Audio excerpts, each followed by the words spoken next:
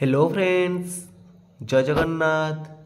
तो आज क्लास रे हम डिस्कसन करबा चाइल्ड डेवलपमेंट पेडागोजी गोटे मॉक टेस्ट आ जार फुल मार्क रोचे आपण मानकर 30 मार्क। तो आज मॉक टेस्ट आपण मानकु निश्चित भाव में आगामी ओटीईटी परीक्षा पाई बहुत बहुत हेल्पफुल करिवो। तो आगामी जो डिसेम्बर 17 होगा जाऊथबा ओटीईटी एग्जाम पाई मॉक टेस्ट बहुत बहुत गुरुत्वपूर्ण अटे।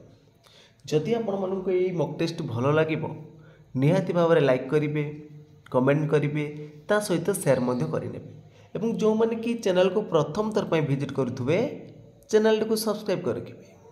तो चलतु डेरी न करी आज मॉक टेस्ट को आरंभ करवा। तो प्रथम प्रश्न अच्छी आम राज्य में करा जाउथुवा डीएलईडी चयन परीक्षा क्यों प्रकार मूल्यांकन। ऑप्शन देछि गठनात्मक, समाप्ति सूचक, ना निदानात्मक, ना व्यवस्थान। आम राज्य में जो करा जाउछि डीएलईडी जोटा आम कहते सिटी एंट्रांस परीक्षा, तो सहीटा क्यों प्रकार मूल्यांकन रे जाउछि। तो मूल्यांकन होछि आमर 4 प्रकार। तो व्यवस्थान मूल्यांकन कौन, गठनात्मक मूल्यांकन कौन, निदानात्मक मूल्यांकन कौन, और समाप्ति सूचक मूल्यांकन कौन। तो गठनात्मक मूल्यांकन होछि आमर कौन गोटे एकक सरीगला परे जो प्रकार मूल्यांकन करा जाए सेटा होछि गठनात्मक। आ निदानात्मक कौन ना एकक परीक्षा रे जो पिला मानकर दोष दुर्बलता थाए ताकू निराकरण करने आम जो प्रकार परीक्षा करते सेटा होछि निदानात्मक। आ समाप्ति सूचक होछि वर्ष शेष में जो प्रकार परीक्षा कराए आ कौन नूतन जॉब रिलेटेड हो बा कौन गोटे नूतन स्थान में चयन प्रक्रिया जो प्रकार परीक्षा करवा सेटा होछि कौन ना व्यवस्थान प्लेसमेंट इवालुएशन एटा भी हम आपण मानकर व्यवस्थान मूल्यांकन। तो परवर्ती प्रश्न अच्छी केउटी शिक्षक कैंद्रिक शिक्षादान शिक्षण व्यवस्थार लक्षण नुहे।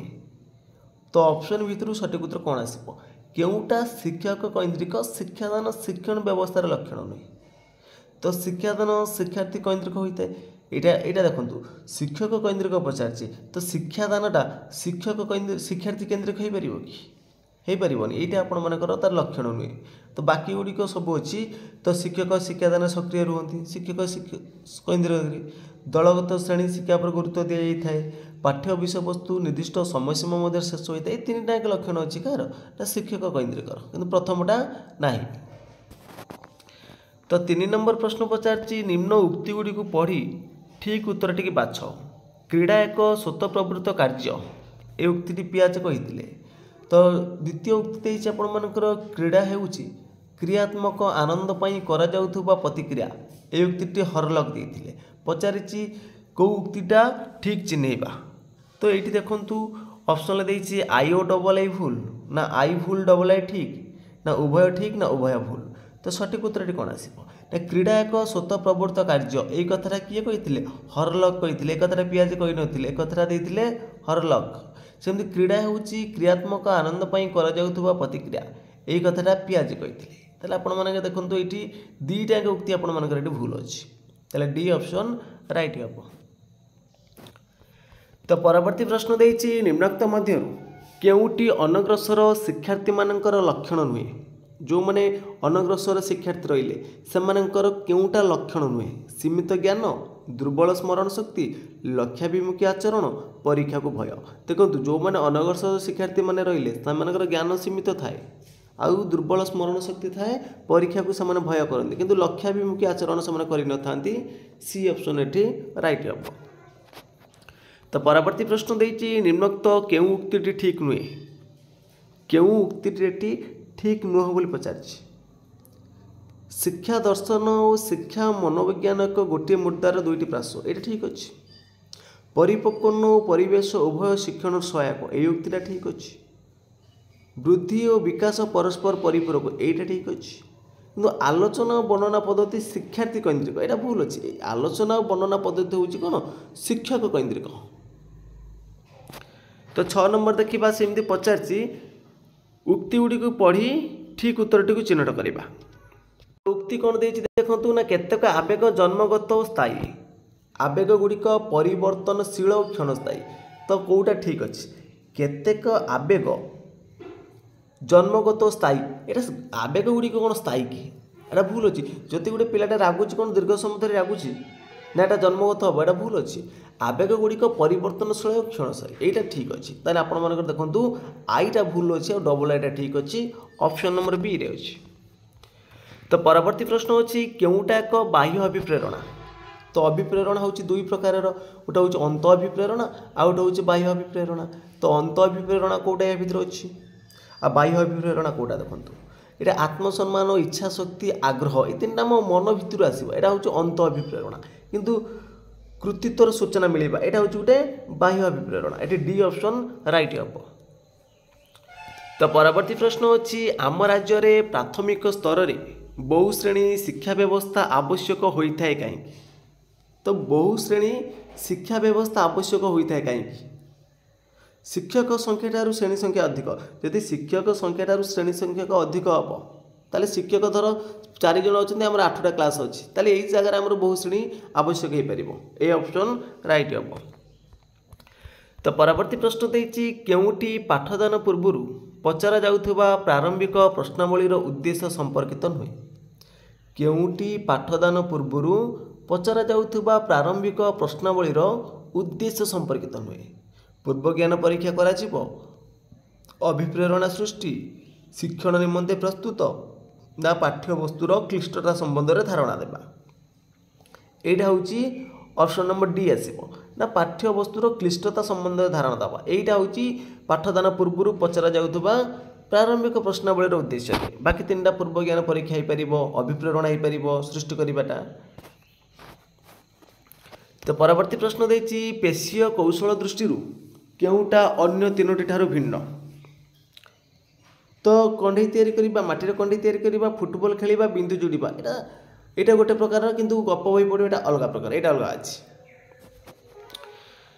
तो परवर्ती प्रश्न देती मानक प्रश्नपत्र प्रस्तुत निमंते व्यवहार करा जाउथुबा ब्लू प्रिंट रे केउटा न थाए जो ऑप्शन भीतर देखंतु ब्लू प्रिंट रे एमान भीतर कोउटा न थाए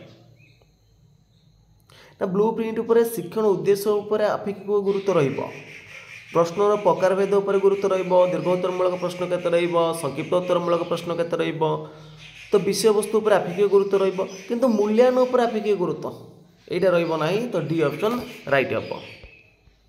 तो परवर्ती प्रश्न अच्छी शिक्षादान को शिक्षार्थी केन्द्रिक करने निमंते कौन करा आवश्यक शिक्षादान को शिक्षार्थी केन्द्रिक करने कौन करने आवश्यक अटे ना सबू वर्गर शिक्षार्थी आवश्यकता और दक्षता अनुଯାयी आम कौन करवा ना शिक्षण कार्य प्रस्तुत करवा डी ऑप्शन ये राइट हम।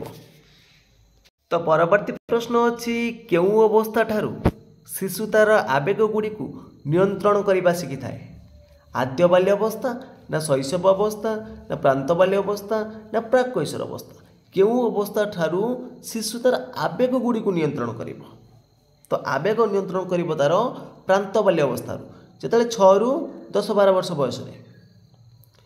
तो परवर्ती प्रश्न अच्छी पियाजेंक मतानुसार संवेदिकारक पर्यायर अवधि केते तो पियाजे बौद्धिक विकासर 4टी पर्याय विषय कही प्रथमटी हूँ आपण मानकर कौन ना संवेदिकारक पर्याय तो संवेदिकारक पर्यायर बयस सीमा हूँ जन्म रु 1.5 वर्ष एटी हम तापर आसो प्राक संकाचधर्मी कार्य सेटा हूँ आपण 4 रु 7 तापर आसो स्थूल संकाचधर्मी पर्याय जोटा कि आपर हूँ 7 रु 12 और शेष आसो यथायथ बा विमूर्त संकाचधर्मी पर्याय। तो परवर्ती प्रश्न देती निम्नोक्त केउटी शिक्षण पद्धति नुहे शिक्षण पद्धति नुह बोली पचारे पर्यवेक्षण पद्धति अच्छी अनुकरण गोटे पद्धति अच्छी अनुसंधान गोटे पद्धति अच्छी किंतु प्रशिक्षणटा गोटे पद्धति नुह D option sorry B option ये राइट हम।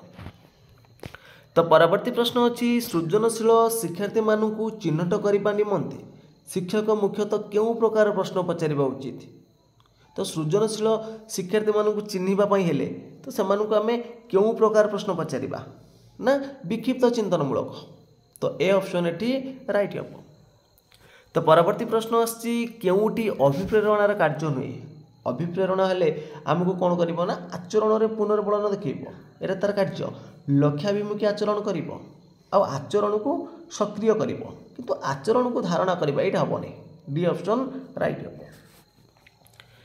तो परवर्ती प्रश्न देती केउटी शिक्षा मनोविज्ञान परिसरभुक्त नुहे केउटी शिक्षा मनोविज्ञान परिसरभुक्त नुहे शिक्षण परिवेश सृष्टि ना शिक्षार लक्ष्य निर्धारण ना शिक्षार्थीर आचरण ना शिक्षादान और शिक्षण पद्धति केउटी शिक्षा मनोविज्ञान परिसरभुक्त नुहे तो ये आप सठिक उत्तर आसब ऑप्शन नंबर बी शिक्षार लक्ष्य निर्धारण करवा। तो परवर्ती प्रश्न आसी निम्नोक्त केउटी बुद्धिर एक वैशिष्ट्य नुहे बुद्धिटा हूँ कौन देखो बुद्धिटा हूँ आपर गोटे यह एक वंशगत गुण यह परिवेश द्वारा प्रभावित होता है यह निर्दिष्ट बयस पर्यंत वृद्धि पाई कि यह एक निर्दिष्ट सामर्थ्य को बुझाए तो डी ऑप्शन ठीक हम ये। तो परवर्ती प्रश्न देती केउटी निरवच्छिन्न संव्यापक मूल्यांकत परीक्षणर साधनी नुहे केउटा निरवच्छिन्न संव्यापक मूल्यांकत परीक्षणर साधनी नुह चेकलिस्ट प्रश्नगुच्छ प्रोग्रेस कार्ड रेटिंग स्केल तो सठिक उत्तर कौन आसो ना सठिक उत्तर हो option number C progress card. तो परवर्ती प्रश्न आसी केउटी शिक्षण शिक्षादान प्रक्रियार एक उपादान नुहे शिक्षण शिक्षादान प्रक्रियार उपादान नुहे ये देखो शिक्षण उद्देश्य शिक्षण अभिज्ञता मूल्यांकन रही पितामाता योग्यता यहाँ हेनी तो बी ऑप्शन राइट हम। तो परवर्ती प्रश्न आसी जड़े शिक्षार्थी बुद्धिआंक 92 हेले केउटा ठीक जदि जन शिक्षार्थी बुद्धिआंक हूँ 92 तार कौटा ठीक हम आम जानते IQ बाहर फर्मूला हूँ MA/CA × 100 देखो जिते मेंटाल एजटा आपर कौन हम ना क्रोनोलोजिकल एज ठार अधिक हम से बुद्धिआंक बेसी हम तो ये कम अच्छी माने कौन मेंटाल एजटा कम अच्छी क्रोनोलोजिकल एज ठार तो ये कौन हम ताने बी ऑप्शन राइट हम ये कौन अच्छी ना मेंटाल एजटा कम अच्छी। तो परवर्ती प्रश्न आसी व्यक्तिगत तारतम्य दृष्टि क्यों शिक्षा व्यवस्था ग्रहणीय नुहे व्यक्तिगत तारतम्य दृष्टि क्यों शिक्षा व्यवस्था ग्रहणीय नुह बोली पचार तो ऑप्शन भितर सठिक उत्तर हम आपंकर ये कौन ना समस्त सामान पाठ्यक्रम यहाँ ठीक हेनी ना मेधावी शिक्षार्थी मान स्वतंत्र व्यवस्था करा यहाँ ठीक हम जो मैंने मंथरगामी रही शिक्षण पर अधिक गुरुत्व दिज्व तो समस्त सामान पाठ्यक्रम यहाँ तारतम्य दृष्टि अलग। तो परवर्ती प्रश्न देती शैक्षिक दृष्टिकोण शिक्षार्थी को बुझीबार अर्थ कौन माने शिक्षार्थी को बुझीबार अर्थ कौन आसो तो ऑप्शन भितर सठिक उत्तर कौन आसो ना से जो रहा प्रकृत बयस मानसिक बयस जाना ये ऑप्शन राइट हम। तो परवर्ती प्रश्न देती निम्नोक्त क्यों आवेगद्वय अन्य तीनोटी ठार भिन्न भय क्रोध क्रोध विरक्त विरक्त भय स्नेह आनंद यहाँ अलग अच्छी तो डी ऑप्शन राइट हम। तो परवर्ती प्रश्न आसी हर्लंक मतरे प्राक कैशोर अवस्थार शारीरिक परिवर्तन हार किपरि होता है क्षिप्र धीर अति क्षिप्र ना क्षिप्र नुहे कि धीर नुह तो हर्लंक मतरे जो प्राक कैशोर अवस्थार शारीरिक परिवर्तन हो क्षिप्र नुहे कि धीर नुह डी ऑप्शन राइट हम ये। तो परवर्ती प्रश्न आसी निम्नोक्त मध्यरु केउटी मुक्त उत्तरमूलक प्रश्न बहु विकल्प प्रश्नर 4टा विकल्प अच्छे यहाँ मुक्त उत्तरमूलक हेनी स्तंभ मिलन होची क स्तंभ ख स्तंभ यहाँ भी आपर मुक्त उत्तरमूलक हेनी निर्वाचनमूलक हेनी तो समापनमूलक प्रश्नटा हूँ मुक्त उत्तरमूलक प्रश्न बी ऑप्शन राइट हम। तो परवर्ती प्रश्न आसी प्राथमिक शिक्षा स्तर में निम्नोक्त क्यों शिक्षण पद्धति अधिक फलप्रद तो प्राथमिक स्तर में देखो वर्णना व्याख्यान आलोचना ये 3टा फलप्रद हम नहीं तो पर्यवेक्षण हम ये राइट आंसर। तो परवर्ती प्रश्न होची निम्नोक्त क्यों शिक्षा व्यवस्था रे शिक्षादान पद्धति मुख्यतः शिक्षार्थी केन्द्रिक होता है तो शिक्षार्थी केन्द्रिक आसो कौन प्रारंभिक शिक्षा ना अंतर्निवेश शिक्षा ना समन्वित शिक्षा ना आनुष्ठानिक शिक्षा क्यों तुम शिक्षा व्यवस्थाटा कौन हम शिक्षार्थी केन्द्रिक हम यहाँ हूँ कौटे ना अंतर्निवेश शिक्षा सी ऑप्शन राइट हम। तो परवर्ती प्रश्न अच्छी देखो failure is the pillar of success यही उक्ति क्यों शिक्षण तत्व पर आधारित प्रयत्न प्रमाद ना सापेक्ष प्रतिवर्त ना अंतर्दृष्टि ना यांत्रिक प्रतिवर्त तो failure is the pillar of success तो यहाँ हूँ आपर कौन ना प्रयत्न प्रमाद यही शिक्षण तत्व पर आधारित। तो फ्रेंड्स आज मॉक टेस्ट ये सरी जाइए तो आपण मैंने 30 रु केते मार्क रखिंट निश्चित भाव में कमेंट बॉक्स माध्यम जनइबे।